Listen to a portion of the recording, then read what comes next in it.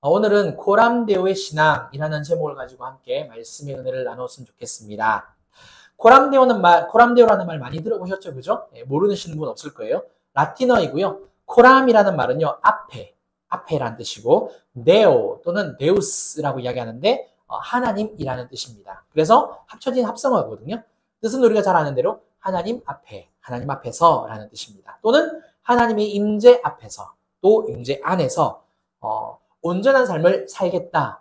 이런 목적이 담겨져 있어요. 코람데오라는 말. 그래서 코람데오는 기독교의 본질이다 라고 우리가 말할 수 있습니다. 그런데 이 코람데오 신앙 운동은요, 중세 시대에 처음 생겨난 게 아닙니다. 종교개혁자들이 굉장히 많이 외쳤거든요. 그런데 훨씬 더 이전, 즉 구약 시대 때부터 이미 있었던 개념입니다. 히스기야가 왕이 되었을 때요, 남유다 안에서 하나님의 말씀으로 돌아가자 이 회복 운동이 일어났어요.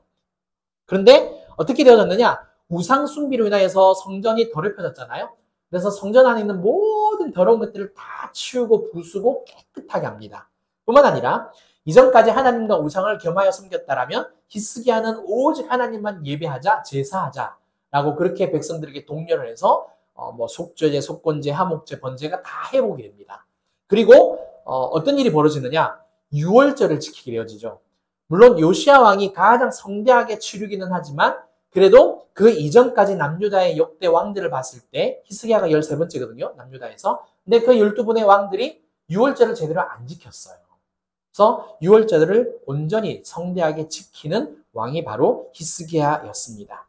오늘 우리가 읽은 이 본문은요. 뭐라고 나와 있느냐면 1절에서 솔로몬의 잠언이기는 하지만 히스기야의 신하들이 편집한 내용이다. 이렇게 이야기를 하고 있습니다. 그러니까 잠언 25장은 오늘 저는 14절까지 끊었어요. 왜냐하면 내용이 굉장히 방대해요. 여러분들한테 오늘 알려드릴 게 되게 많은데 할 수가 없어서 자른 거거든요.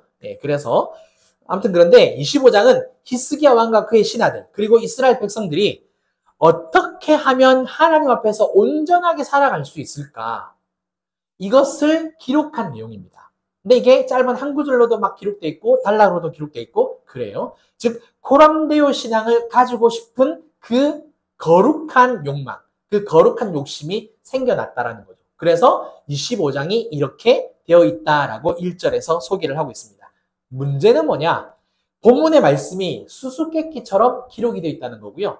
그 다음에 한 절 한 절 읽어보시면 이게 사실은 논리적으로 전부 다 연결이 됩니다. 연결이 되는데 우리는 그를 사실 못 찾아내요. 그래서 잠언 읽기가 굉장히 어렵습니다. 그 뜻을 파악하는데. 그냥 한 절의 뜻은 아로새긴 은사과 금쟁반 그런 거는 금방 무슨 말인지 알죠. 추수하는 일꾼, 얼음 냉수와 같다. 무슨 뜻인지는 알지만 그게 왜 여기에서 이 구절로 나왔지? 라고 말하기에는 굉장히 어렵다라는 거죠. 그래서 오늘 한 구절 한 구절을 보기도 하고요. 이렇게 논리적으로 연결을 쭉 살펴보면서 이 성경 구절들이 뭘 의미하는지 또 그 의미와 원리들을 통해서 우리는 어떤 삶을 살아야 되는지 크게 3가지로 함께 적용하는 시간 되었으면 좋겠고 그래서 히스기야처럼 우리도 코람데오 신앙을 회복하는 오늘 이 시간 되었으면 좋겠습니다. 자, 먼저 왕이 해야 할 일, 왕의 사명을 말하는데요. 이게 2절과 3절입니다. 한번 보실까요? 먼저 2절부터 보시면 이를 숨기는 것은 하나님의 영화요. 이를 살피는 것은 왕의 영화니라. 이렇습니다. 여기서 이를 숨긴다라고 나와 있죠. 이게 무슨 의미냐면 하나님의 속성, 하나님의 섭리, 하나님의 어떤 그 초월성 그런 것들을 우리가 이해할 수 있습니까? 절대 이해를 못 하잖아요. 그러니까 사람의 이해를 초월하기 때문에 하나님이 일하시는 것은 사실 하나님의 눈에는 다 보이는 건데 우리 눈에는 보인다 안 보인다? 안 보인다라는 거예요. 하나님은 신이시고 초월적인 절대적이신 분이기 때문에 일하시는 모습이 전혀 안 보인다라는 거죠. 그래서 우리 눈에 어떻게 보여진다? 숨겨진 일처럼 보인다는 겁니다. 그래서 이를 숨긴다라는 표현을 쓴 거예요. 그리고 그것이 또 어떻습니까? 우리가 전혀 모르는 상태에서 모든 게 다 이루어지잖아요. 하나님의 역사가. 그래서 그게 하나님만이 하실 수 있기 때문에 하나님의 영화, 하나님의 영광이라고 말을 하는 거예요. 자, 그 다음 왕이 해야 할 일. 그러면 뭐냐? 보세요. 보통적으로 일반적으로 왕이 해야 할 일은 나라가 부강해지고 백성들이 잘 살아갈 수 있도록 돌보는 일들을 하는 거잖아요. 그런데 본문은 다르게 말합니다. 뭐라고 이야기합니까? 일을 살피는 게 왕이 해야 할 일이고 그게 왕의 영광이라는 겁니다. 그러니까 나라와 백성, 어떤 뭐 정치, 경제, 어떤 교육, 사회 그런 분야에 대해서 책임과 의무를 다하는 게 초점이 아니고요. 일을 살피는 것. 무슨 일을 살핀다는 이야기입니까? 하나님께서 어떻게 일하시는지 자세히 조사하는 게 초점이래요. 그것이 왕이 해야 하는 일이라는 이야기입니다. 왜 그럴까요? 그럼 왜 하나님께서 일하시는 것을 그걸 가장 먼저 우선으로 여겨야 하느냐? 그 이유는 하나님의 지혜와 다스리심을 알게 되면 하나님이 어떠한 분이신지 하나님의 그 위대하심을 깨닫게 되기 때문입니다. 다시 말해서 하나님이 얼마나 위대하신지를 알게 되면 왕이 어떻게 할까요? 백성들에게 하나님에 대해서 이런 분이다라고 가르쳐 주겠죠. 그렇죠? 그리고 우리가 이 하나님을 믿고 섬기자라고 하겠죠. 그렇죠? 하나님에 대해서 가르쳐 주고 또 제사장들이 이스라엘 백성들을 교육하는 그러한 역할을 맡았기 때문에 제사장들에게도 교육을 계속 시키라고 이야기하겠죠. 그렇죠?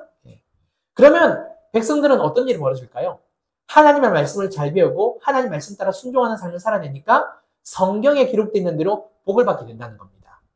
그러면 이스라엘 백성들은 자기네들이 막 복을 받으니까 어떤 일이 벌어질까요? 서로도 착취할까요? 탐욕에 막 쩔까요? 그렇지 않죠.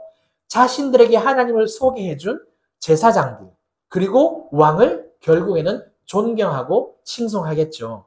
그렇게 되어지면 자신들을 그렇게 다스리는 왕을 칭송하게 되어지고 왕은 백성들로부터 영광을 받는다는 겁니다. 그래서 이를 살피는 것은 왕의 영화다라고 이렇게 이야기를 하고 있습니다. 자, 3절에 또 다른 이유가 나옵니다. 하늘의 높음과 땅의 깊음 같이 왕의 마음은 헤아릴 수 없느니라. 왕의 마음은 헤아릴 수 없다. 이 표현은요. 마음이 겸손해진다라는 뜻을 가지고 있습니다. 높은 하늘처럼 땅의 깊음처럼 왕의 마음이 그렇게 겸손해진다는 거죠. 왕은 그 나라에서 가장 높은 위치에 있는 사람입니다. 그렇죠. 모든 권세와 힘을 가지고 있는 사람이잖아요. 그래서 사람을 살릴 수도 있고 죽일 수도 있죠. 말 한마디 그냥 손가락 하나로 이렇게 모든 것을 다 좌지우지할 수 있단 말이에요. 그런데 하나님의 지혜, 섭리, 또 성품, 다스리심을 알게 되면 이 왕은 어떤 감정을 가지게 될까요? 초라함이요. 초라함. 크신 하나님 앞에서 자기도 왕인데 자신보다 더 크고 넓은 정말 하늘의 왕이신 하나님을 깨닫게 되어지면 어떻게 되어진다? 아, 진짜 나는 아무것도 아니구나. 진짜 나는 별거 아니네. 우리가 어떤 경쟁을 한다든지 정말 큰 물로 한번 나가보면 그렇지 않습니까? 진주 살다가 서울 가면 진주가 제일 큰 도시인 줄 알았는데 그쵸? 서울이 제일 크다라는 거죠. 예. 서울 살다가 전 안 가봤습니다만 만약에 뉴욕을 한번 가본다. 우와 눈 돌아가죠. 그죠? 예, 어마어마하다는 거죠. 예, 뭘 이야기하는지 아시겠죠? 예, 왕이 하나님의 위대하심을 깨닫게 되어지면 하나님 앞에서 겸손해질 수밖에 없다라는 거예요. 2절이 그걸 이야기하는 겁니다. 자, 히스기야의 아들 누구죠? 므낫세입니다. 므낫세는 성경에서 뭐라고 말하느냐? 굉장히 악한 왕이다라고 나옵니다. 진짜 아버지가 정말 엄청난 훌륭한 왕이었는데 아버지였는데 아들은 어떻게 그런 아들이 날 수 있을까요? 그쵸. 혹시라도 자녀가 말을 잘 안 듣는다. 너무 실망하지 마세요. 예, 알았죠? 하나님께서 다 도와주실 거니까. 자, 얼마나 악한 왕이었는지요. 므낫세의 악한 꾀임에 넘어간 유다와 예루살렘의 그 주민의 악행이요. 하나님께서 멸하신, 심판하신 다른 민족과 나라들보다 훨씬 더 심했대요. 그만큼 므낫세가 악했고 므낫세가 이스라엘 백성들을 그렇게 잘못된 방향으로 인도를 했답니다. 중요한 것은 므낫세가 회개를 안 해요. 그냥 하나님을 떠나서 정말 살거든요. 그러자 하나님께서 심판을 내리십니다. 어떻게 하느냐? 주변에 있는 아수르를 보내어서 남유다를 공격을 시킵니다. 그래서 이 므낫세를 잡아요. 그래가지고 쇠사슬로 결박을 시켜서 바벨론에 보내버립니다. 전쟁 포로로. 왕이 전쟁 포로로 끌려간다는 것은 진짜 완전 수치스러운 일이죠. 그쵸? 그 다음에 어떤 내용이 나오느냐? 역대하 33장 12절부터 13절입니다. 그가 환난을 당하여 그의 하나님 여호와께 간구하고 그의 조상들의 하나님 앞에 크게 겸손하여 기도하였으므로 하나님이 그의 기도를 받으시며 그의 간구를 들으시사 그가 예루살렘에 돌아와서 다시 왕위에 앉게 하시매 므낫세가 그제서야 여호와께서 하나님이신 줄을 알았더라. 오, 이제 신기하죠. 므낫세가 처음에는 하나님을 우습게 알았어요. 그러자 백성들도 하나님을 업신여겼다는 거죠. 결국 심판을 당하고 나서야 하나님이 어떤 분이신지를 깨닫게 된 겁니다. 만약에 처음부터 므낫세가 겸손했다라면 이스라엘과 그 남유다 백성들이 하나님을 우습게 여겼을까요? 그렇지 않다는 거예요. 중요합니다. 우리 부모님들이, 우리 부모 세대가 하나님을 우습게 여기면 자녀들도 똑같이 따라해요. 근데 하나님을 공경하고 정말 사랑하면 자녀들도 그대로 따라갑니다. 그렇죠. 하나님을 온전히 만약에 므낫세가 섬겼다라면 므낫세가 정말 칭송받았겠죠. 히스기야처럼. 근데 그러지 못했다는 겁니다. 따라서 하나님의 일을 살피면 겸손해질 수밖에 없는 거고요. 왕이 겸손할 때 백성들은 왕을 칭송하게 되어지고 또 그게 왕의 영광이 되어진다. 그리고 하나님도 영광 받으신다라는 사실입니다. 사랑하는 성도 여러분, 제가 한 가지 질문을 한번 해보려고 합니다. 우리 남편들에게 아내가 오늘 뭐 달라진 것이 없어? 딱 그 말하면 바로 캐치해내십니까? 유괴명제 미안해요. 빨리 연애하세요. 남자들이 제일 어려워하는 질문이 뭔지 아시죠? 오늘 뭐 달라진 것 없어? 네. 자, 끝까지 모르는 분들도 계시고요. 금방 알아차리는 분들도 있습니다. 자, 성향과 성격에 따라서 달라질 수 있어요. 그런 거를 잘 관찰하는 남편들은 금방 캐치해내요. 근데 저같이 좀 우둔한 사람은 잘 몰라요. 딸이 머리하고 왔는데도 딸이 머리하고 왔는데도 아빠 뭐 달라진 거 없어 그러면 뭐가 달라졌을까? 자, 또 다른 하나의 측면이 있어요. 여전히 날마다 순간마다 아내가 어떠한지를 쳐다보고 있으면 아내가 뭐가 달라졌는지 바로 캐치해낼 수 있을 건데 우리 남자들은 딴 데 눈이 많이 가요. 네, 핸드폰에 가고 TV에 가고 사람에 가고 그쵸? 제가 잘못했습니까? 그건 아니죠? 네, 남자들의 성향이 좀 그런 것 같아요. 자, 제가 이 말씀을 이렇게 비유적으로 드리는 이유는요. 하나님이 우리에게 날마다 물어보세요. 뭐라고 물어보시는지 아십니까? 오늘 너의 가정에 뭐 달라진 거 없니? 하나님은 날마다 새롭다니까요. 그 새로우신 하나님이 오늘도 우리의 삶 속에서, 오늘도 우리 가정 속에서 새롭게 일을 해 주세요. 일을 해 주신단 말이에요. 일을 숨기는 것은 하나님의 근데 일은 안 보인다는 거예요. 그렇죠? 그러면 우리가 해야 될 일은 뭐죠? 네, 하나님이 하신 일을 찾아봐야 되는 거죠. 네, 우리가 코람데오 신앙을 가진다는 것은 항상 하나님께서 나와 우리 가정에 어떤 일을 하셨는지 자세히 살피는 게 첫 번째예요. 첫 번째예요. 문제는 하나님이 무슨 일을 하셨는지 우리가 알기가 깨닫기가 어렵다는 거죠. 그쵸? 그런데 내가 하나님과 깊은 교제 가운데 삶을 살아가면 금방 알아차릴 수 있는 거고요. 그러니까 남편이 항상 아내 얼굴만 쳐다보고 있으면 금방 알 수 있는 건데 맨날 딴 데 쳐다보고 있으면 모른다는 거죠. 마찬가지로 삶 속에서 우겨쌈을 사방에서 당한다 할지라도 늘 하나님을 바라보고 있으면 금방 알 텐데 늘 세상에 우리의 눈과 마음과 모든 것이 다 뺏겨 있다면 오늘도 새롭게 일하시는 하나님의 역사를 못 본다는 거죠. 그게 안타까운 일이라는 겁니다. 그럴 때 제가 한 가지 대안을 알려드릴게요. 어떻게 하면 되느냐? 감사의 제목을 찾아보세요. 감사 제목을 찾아보세요. 처음에는 생각이 잘 나지 않아요. 그런데 내가 오늘 뭘 감사할 게 있지? 라고 자꾸 생각해보면 하나님께서 오늘 이렇게 일을 해주셨구나 라는 것을 알게 되어집니다. 그래서 감사의 제목을 찾고 우리가 감사 노트를 쓰는 게 굉장히 중요합니다. 왜? 하나님이 어떻게 일하셨는지를 내가 쉽게 알 수 있는 방법이기 때문에. 그러면 하나님의 위대하심을 알 수 있는 거죠. 그렇죠? 그래서 이렇게 해서라도 코람데오 신앙을 가져가는 저와 여러분들 되시기를 주님 이름으로 축원합니다. 아멘. 자, 이제 신하들이 해야 할 일이 나옵니다. 신하들. 잠언 25장 4절부터 5절입니다. 함께 읽어볼까요? 큰 소리로 시작. 은에서 찌꺼기를 제하라. 그리하면 장색에 쓸만한 그릇이 나올 것이요. 왕 앞에서 악한 자를 제하라. 그리하면 그의 왕위가 의로 말미암아 견고히 서리라. 자, 여기서 은은 악한 자를 말합니다. 은에서 찌꺼기를 제거하듯이 신하는요, 왕 앞에서 악한 자를 없애야 된다, 이런 뜻이에요. 그러니까 신하들이 있는데, 그렇죠?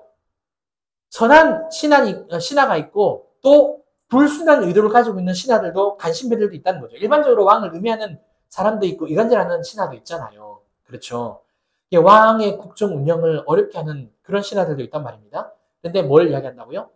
왕도 일을 해야 되지만 신하도 자기네들이 레이드를 딱 켜가지고 알아봐야 된다는 거예요. 누가 간신배인지, 누가 왕을 자꾸 해하려고 하는지, 누가 나를 자꾸 어렵게 하는지, 그리고 그 사람들을 없애야 된다고 이야기하는 거예요.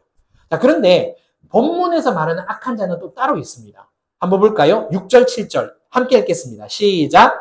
왕 앞에서 스스로 높은 채 하지 말며 대인들의 자리에 서지 말라. 이는 사람이 내게 이리로 올라오라고 말하는 것이 내 눈에 보이는 귀인 앞에서 저리로 내려가라고 말하는 것보다 나음이니라. 자, 한마디로 뭐냐? 왕 앞에서 스스로 높은 채 하는 사람. 교만한 사람을 신하들끼리 보고 야, 너 가라.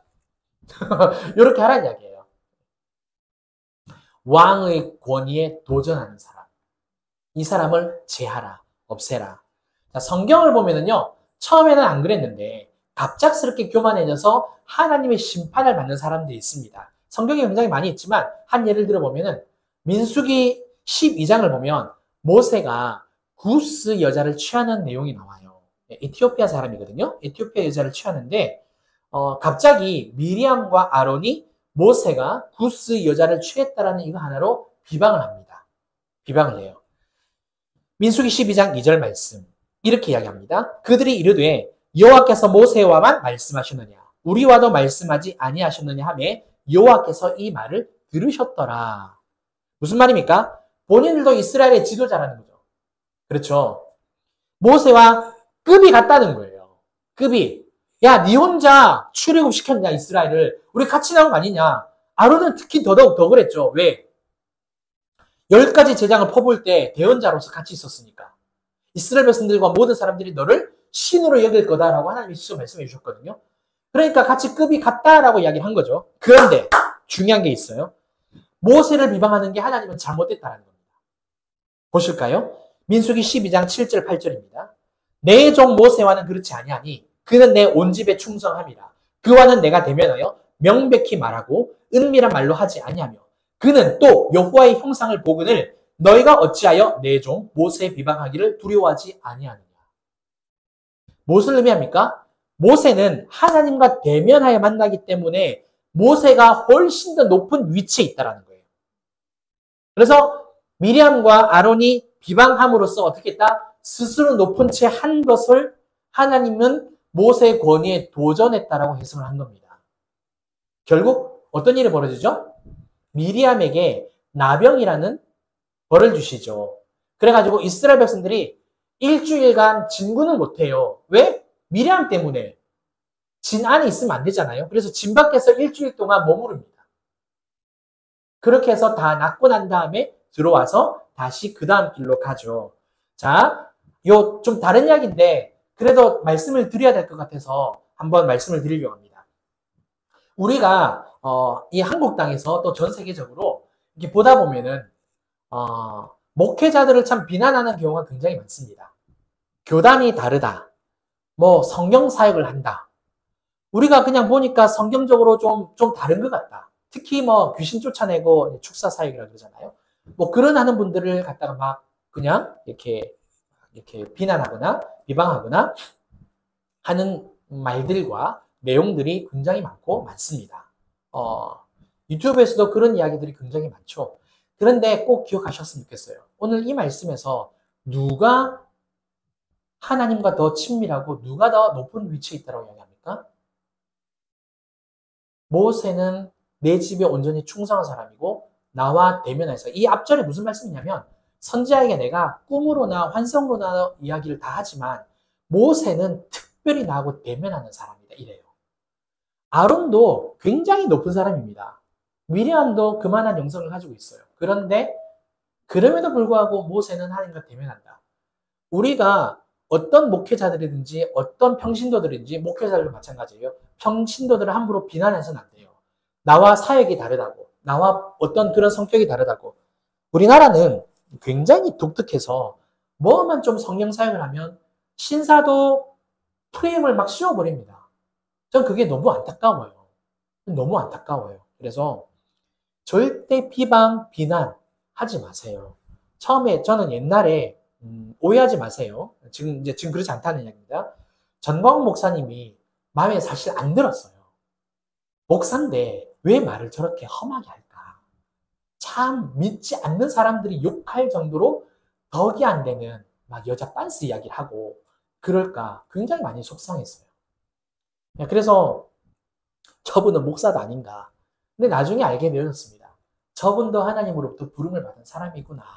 다만 입다처럼 삼손처럼 또는 다른 사사들처럼 다르게 그냥 쓰임을 받는 거구나. 그런 것을 알게 되어졌습니다. 이후로 비방하지 않습니다. 이후로 비난하지 않습니다. 하나님의 또 다른 사람으로서 쓰임 받는구나.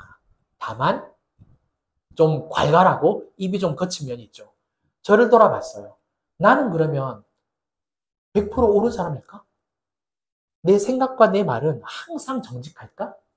내 습관은, 내 삶의 방식과 내 사고방식은 다른 사람에게 절대 상처를 주지 않고 정말 어느 누구도 언제나 완벽한 사람이 없죠? 나는 그럴까? 네. 죄 없지 않죠. 그래서 나도 그런 부분에 대해 있어서 내려놔야겠다라는 그런 마음을 가지고 저도 변하기로 결정을 하고 그래서 더 이상 목회자에 대해서 또 성도들에 대해서 비난하지 않기로 비방하지 않기로 그렇게 결단을 했습니다. 사랑하는 성도 여러분, 교만은 패망의 선봉입니다. 하나님 앞에서 교만은 절대 있을 수 없어요. 왜냐하면 교만은 하나님의 권위에 도전하고 반역하는 것이기 때문에요. 코람데오 신앙으로 산다는 것은 뭘 말하느냐? 마음과 삶에 교만이 없다는 거예요. 예수님처럼 늘 겸손하다는 거죠. 우리가 교만한지도 사실 모르고 살아갑니다. 아마도 이것이 더 심각한 문제가 아닐까 생각을 해봐요. 제가 뭘 좀 찾아봤는데요. 샤 마인즈라는 분이 있는데 칼럼도 쓰셨고요. 이렇게 또 작가이기도 하고 그렇더라고요. 이분이 교만의 5가지 가면이라는 칼럼을 쓴 적이 있는데 제가 봤어요. 5가지가 뭐냐면 첫 번째, 두려움. 어떤 두려움이냐면 다른 사람에게 무슨 말을 해야 하는데 그 상대방의 반응 있잖아요. 그 반응을 걱정하고 두려워하는 것도 교만의 한 모습이래요. 그러니까 하나님을 절대적으로 신뢰하지 못하고 사람이 눈치를 보는 거잖아요. 사울이 그랬거든요. 백성들의 눈치를 봤잖아요. 그렇죠? 그러니까 그게 교만이라는 거예요. 이것도 교만의 한 모습이다. 두 번째, 늑장부림 또는 다른 말로 꾸물거림. 이거는 이제 좀 침대에서 일어날 때 좀 꾸물적거리는 거 그런 건 아닌 것 같고요. 해야 할 일을 바로 하지 않는 거예요. 바로 하지 않을 때. 계속 해야 할 일을 미루는 건 우리 안에 본성이 뭐라는 이야기입니까? 나태함이 있다는 거예요. 나태함은 교만이에요. 그 다음에 가식, 허세 부리는 거, 가식하는 거. 이거는 제가 설명하지 않아도 저도 가식의 모습이 너무 많기 때문에. 그 다음 네 번째는요, 독립적 마인드. 독립적 마인드. 이게 뭐냐면 다른 사람에게 도움을 요청할 수 있는 부분이 있는데 그걸 거부하고 스스로 모든 것을 하려고 하는 거. 이건 저한테 진짜 많습니다. 정말 저 고집과집이 너무 세가지고 그냥 나 혼자 해볼게 어떻게 해볼게 맨날 사망이라고 맨날 잔소리했긴 하는데 이것도 교만이라고 써졌으면서 제가 내가 잘못한 거구나 교만이라고 배웠습니다. 이게 한 번에 끊어질지 안 될지는 잘 모르겠는데요. 아무튼 노력해야죠. 기도하면서. 그다음 마지막으로 5번째는요. 다른 일에 심취하거나 집착하는 거. 이거는 삶 속에서 어떤 일에 그냥 매몰되는 걸 말하는 겁니다. 늘 제가 말씀드렸잖아요. 이거는 육에 속한 거라고. 생각이나 어떤 마음에 매이는 것도 육에 속한 것이라고 말씀을 제가 드렸어요. 연초에. 그래서 하나님을 떠나서 무언가에 심취한다, 집착한다. 이게 교만입니다.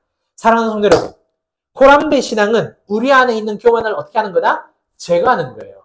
은에서 찌꺼기를 제거하듯이 내 안에 있는 모든 악한 것들, 교만한 것들을 제거하는 게 뭐다? 코람데오 신앙이다. 단순히 나를 드러내는 것만이 교만이 아니라 두려움, 이런 머뭇거림, 꾸물거림, 늑장 부리는 거, 가식, 독립적 마인드, 그리고 다른 일에 심취하거나 집착하는 것. 이것도 교만이라는 것 꼭 깨달으시고 우리의 삶에 이 교만을 하나씩 하나씩 제거해 나가는 저와 여러분들 되시길 바랍니다. 아멘. 자, 이제 마지막입니다. 신하로서 주의해야 할 일을 이야기를 하고 있거든요. 잠언 25장 8절부터 10절 제가 읽겠습니다. 너는 서둘러 나가서 다투지 말라. 마침내 내가 이웃에게서 욕을 보게 될 때에 내가 어찌할 줄을 알지 못할까 두려우니라. 너는 이웃과 다투거든 변론만 하고 남의 은밀한 일은 누설하지 말라. 듣는 자가 너를 꾸짖을 터이요 또 내게 대한 악평이 내게서 떠나지 아니할까 두려우니라. 자, 여기서 다투다라는 표현이 아까 나왔습니다. 다투다라는 것은요, 법에 호소하다라는 뜻을 가지고 있습니다. 그러니까 개인적인 불화 때문에 다툼이 생길 수 있잖아요. 싸울 수 있잖아요. 그런데 이것을 법적인 다툼으로 비하시키지 말라는 거예요. 그 다음에 설령 소송으로 간다 할지라도 남의 은밀한 일에 대해서는 누설하면 안 된다라고 성경이 말합니다. 왜냐? 진흙탕 싸움이 되므로 말미암아 내가 수치를 당하기 때문에. 신하들의 이런 행위는 본인에게도 부끄러운 일이잖아요. 그런데 이 신하들이 누구를 섬긴다는 겁니까? 왕을 섬긴다는 거예요. 그러면 그 위에 있는 사람이 욕을 당하고 수치를 당하는 거거든요. 우리가 그러잖아요. 자식들을 키우다가 꼭 그쵸? 그 자식을 보는데 그 애를 욕을 안 하고 누구를 욕을 합니까? 부모를 탓해요. 아니 자식 교육을 어떻게 시켜가지고 제가 저러냐고 막 그런 말을 하잖아요. 똑같은 원리예요. 이게 잠언 말씀에 기록이 되어 있는 거죠. 그래서 수치와 슬픔과 실망을 안겨다 준다. 그렇다면 신하는 어떻게 처신을 해야 될까? 자, 그게 11절 12절입니다. 함께 읽겠습니다. 시작! 경호에 합당한 말은 아로 새긴 은쟁반에 금사관이라. 슬기로운 자의 책망은 청종하는 귀에 금고리와 정금 장식이니라. 자, 보세요. 말할 때는 11절, 말할 때는 경우에 합당한 말을 해야 된다라는 거예요. 12절, 들을 때에는 어떻게 해야 된다? 청종해야 한다는 겁니다. 사실 이 두 가지는요, 우리 삶에 제일 어려운 겁니다. 왜 그럴까요? 경우에 합당한 말 잘 하십니까? 남의 말 항상 잘 들어주세요? 어렵죠? 왜 그러느냐? 이 두 가지는 겸손의 열매거든요. 내가 겸손한 상태에 있지 않으면 경우에 합당한 말이 잘 안 나와요. 다른 말이 불쑥 튀어나오죠.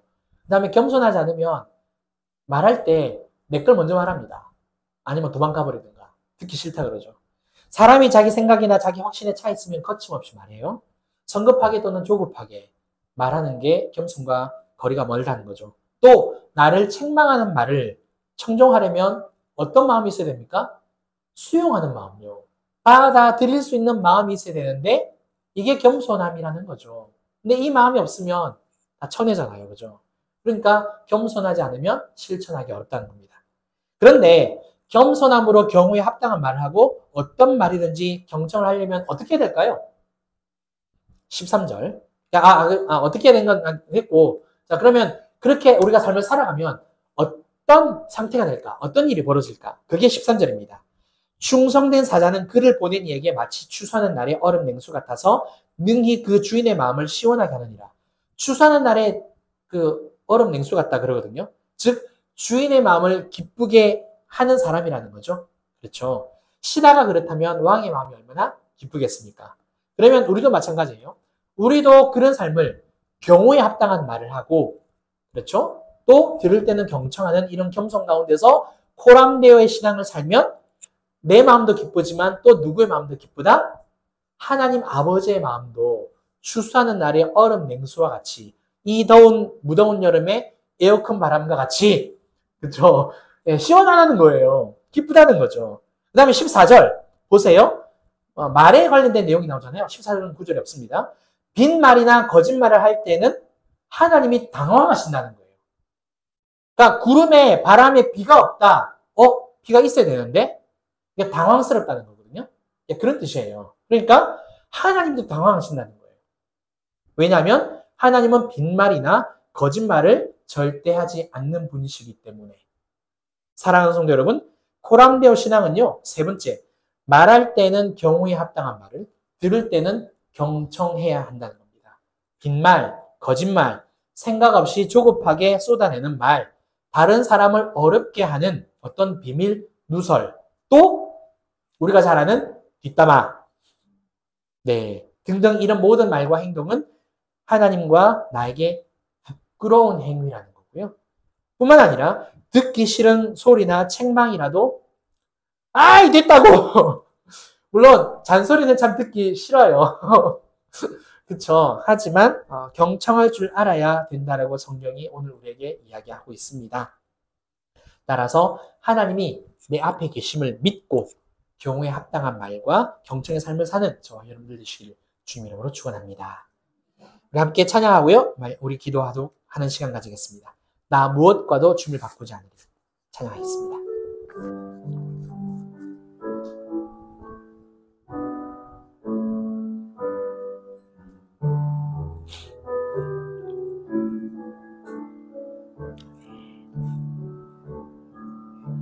나 무엇과도 주님을 바꾸지 않으리.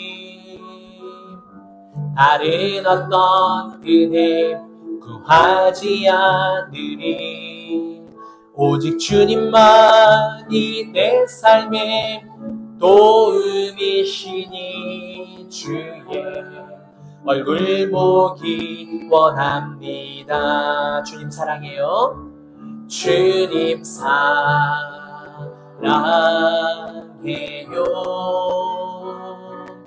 온 맘과 정성 다해 하나님의 신실한 친구 되기 원합니다. 나 무엇과도 주님을 바꾸지 않으리. 다른 어떤 은혜 구하지 않으리. 오직 주님만이 내 삶의 도움이시니 주의 얼굴 보기 원합니다.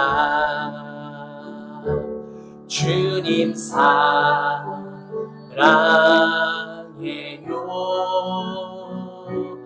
온 맘과 정성 다해 하나님의 신실한 친구 되기 원합니다. 우리 함께 기도하는 시간 가지겠습니다. 기독교 신앙의 본질은 코람데오입니다. 코람데오 신앙을 회복하여서 더욱더 복된 삶을 정말 살기를 원합니다. 오늘 세 가지 말씀드렸어요. 첫 번째는 날마다 하나님의 일하심을 찾으면서 그분의 위대하심을 꼭 깨닫는 저와 여러분들 되었으면 좋겠습니다. 한 가지 방편으로 감사의 제목을 찾아보셔라 말씀드렸고요. 두 번째, 교만을 없애야 합니다. 두려움이나 또 늑장부림이나 가식, 독립적인 마인드, 어떤 심취와 집착도 교만의 모습이다라는 거 꼭 성경 안에서 없애버리는 저와 여러분들 되었으면 좋겠고요. 마지막으로 경우에 합당한 말, 그리고 또 싫은 소리라도 들을 줄 아는 그런 마음이 우리에게 필요한 줄 믿습니다. 신기한 건 깔려있는 바탕이 전부 다 겸손이라는 거예요. 그렇죠? 오늘도 이 시간 우리 함께 기도하는 시간으로 나가는 시간 되었으면 좋겠습니다. 기도합니다. 사랑하는 하나님 아버지 늘 감사합니다. 오늘 코람데오 신앙이라는 말씀을 가지고 참 말씀 함께 살펴봤습니다. 거룩하신 우리 아버지 하나님 진실로 하나님은 날마다 우리의 삶 속에서 새롭게 일하여 주시고 우리에게 말씀해 주십니다. 우리에게 물어보십니다. 오늘 뭐 바뀐 것은 없냐고, 달라진 것은 없냐고. 그런데 하나님, 우리가 항상 세상을 바라보고 세상의 모든 것을 다 빼앗기다 보니까 하나님께서 어떻게 내 삶 속에서 일해 주셨는지, 하나님 내 마음에 일해 주셨는지, 우리 가정에 우리 자녀들에게 일해 주셨는지, 우리 회사에서 일해 주셨는지 모를 때가 아버지 너무 많습니다. 그만큼 우리가 하나님께 집중하지 않고 있다라는 뜻이겠죠. 그만큼 우리가 하나님 앞에 있다라고 아버지 하나님 믿지 않는다라는 이야기겠죠. 하나님 다시 회복하고 싶습니다. 이 코람데이 신앙 가운데서 주님, 오직 주님을 바라보고 하나님께서 우리 삶 속에서 일하시는 것을 항상 찾아보고 감사의 제목들로 더욱더 깊게 나아가기를 간절히 소망합니다. 뿐만 아닙니다. 하나님 아버지, 우리 안에, 내 안에 교만이 너무 많습니다. 아버지, 얼마나 다양한 모습으로 내 안에 교만이 있는지요.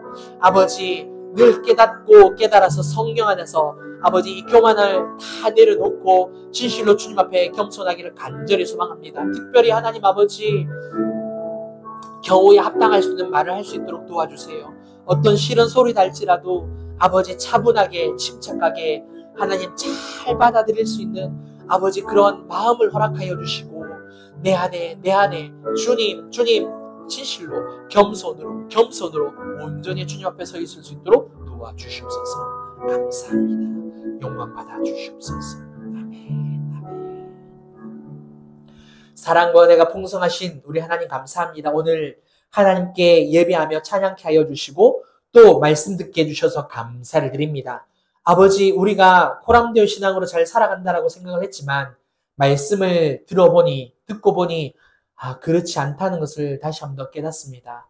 얼마나 하나님 앞에 교만하고 얼마나 우리가 하나님을 바라보지 않는지 다시 한 번 더 연약함을 깨달았습니다. 우리의 죄를 용서해 주시고 다시 한번 결단하고 성령 안에 도우심을 구하며 나아가오니 코람데오 신앙 회복할 수 있도록 역사하여 주시옵소서. 주님께서 그렇게 인도하심을 믿고 감사를 드리며 지금은 우리 주 예수 그리스도의 은혜와 크신 하나님의 사랑과 성령님의 감화 감동 교통 충만하심이 코람데오 신앙을 회복하기로 결단하는 사랑하는 우리 모든 성도님들과 또 가정과 일터와 우리 진주빛 교회와 이 나라 이 민족 위에 이제로부터 영원토록 함께 있을지어다. 아멘. 아멘.